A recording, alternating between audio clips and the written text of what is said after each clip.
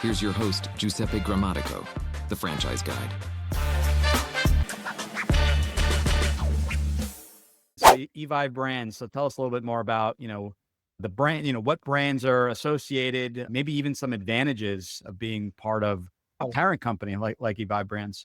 oh, it's awesome. Mm. So the before Brothers got there, it was three brands in senior services. Okay. So you've got assisted living locators who places people in assisted living facilities.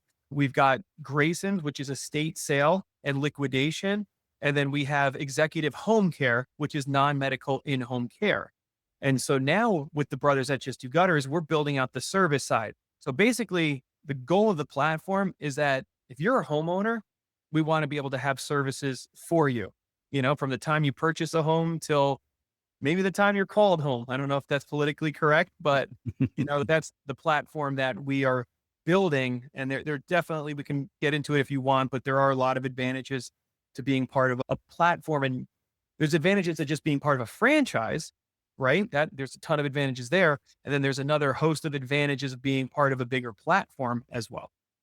Actually, that is interesting. And I want to talk about that because a lot of the brands are maybe just an individual brand. They're not part of the parent company. So two-part question. I mean, we can focus on the parent company first, but what are the advantages of the parent company, as far as in a franchise company? And then we could talk about the advantages of a franchise, to a franchisee that they'll benefit from. Yeah. I mean, on the outset, obviously deep pockets, right? They have the money to invest in infrastructure, all the things that are on a young franchisor's wish list, all these technology things, compliance things, coaching, help, anything that you could do to provide better service to your franchisees.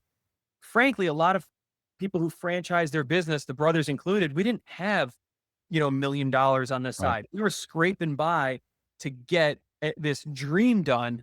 So you do have the resources and you have the know-how. It's amazing when you're just things like your tech stack. What are you using for this? And how are you doing that? Compliance, legal, you name it, whatever it is, you've got a host of people that have been there, done that, and can help you and have a vested interest in, helping you achieve that. And ultimately, what I love about franchising, it's a win-win. If the franchisee is doing well, then their revenue's high, and that means royalties are high. Right. Means we can continue to do more. And that's what's like really cool about franchising. It's, you can't really find a partner that's, wants to do something to hurt the franchise. It's only to improve it.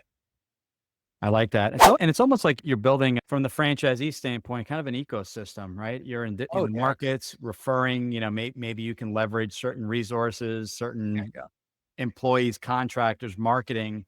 Talk to us a little bit about that, because that's something that came up in a previous episode, how to leverage the ecosystem and kind of everyone referring to one another. Absolutely. And so when my brother and I were thinking it was time to partner up and take this thing to the next level, we were not even interested remotely in anybody other than a platform type of a brand where we would be in a platform with other brands. We didn't want to be part of a private equity that this is the only franchise or gutter company, because of exactly that. So at Evive, we have a shared services of marketing. So, the size of the brands vary, but what's so amazing is there's like a team of 11 marketers on the Evive team, plus the subcontractors and the partners we have. Our smallest brand has access to all that knowledge, all that, so they're getting they would have not been able to afford being on their own to get the kind of attention and access to the type of marketing we're able to do. That's one small example. The tech stack, utilizing a lot of the same things, driving down pricing for things that we all use, things as simple as, your Google Suite or your Microsoft Suite, or use it Monday.com, or any of the tools that any of us use on any given day. So really just scratching the surface there. And then it gets to the bigger, more fun stuff. How can we cross-reference, refer? We've got 3 brands in the portfolio that work so good together.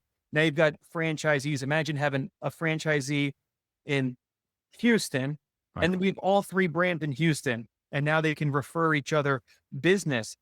And on top of that, one thing that can happen in any business you do, and in a franchise, let's say you buy one territory or 2, and after 5, 6, 7 years, you get it to all right, we're not growing 40, 50% a year anymore. We're growing 5. 6, I might have hit a saturation level.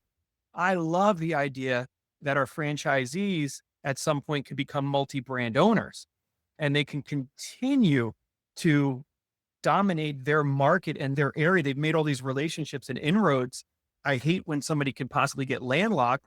Right. Great. Grab another brand that, has a symbiotic relationship. Now you're referring yourself now, and then you can co-market, co-brand, so many cool things on that level. I love that. Yeah, you're right. You're referring to yourself, and your client acquisition really drops because now you go to the homeowner and saying, now instead of offering these 5 services, we offer 15 services. So you really can upsell just about every customer that you have and create that relationship and potentially add more brands and just eventually own the home. So I like that. Taking one step back, I talk about this all the time, and it's good to hear different perspectives from individuals like yourself. Being part of a platform offers major benefits, but transitioning from a corporate job to any franchise requires a specific mindset. What's the number one thing aspiring owners must evaluate before looking at financials? Ryan reveals it next. Thanks for tuning in. If you want to learn how to make the transition from corporate to owning your franchise, join Giuseppe on the next episode. You can also follow on all social media platforms and achieve financial and time freedom today.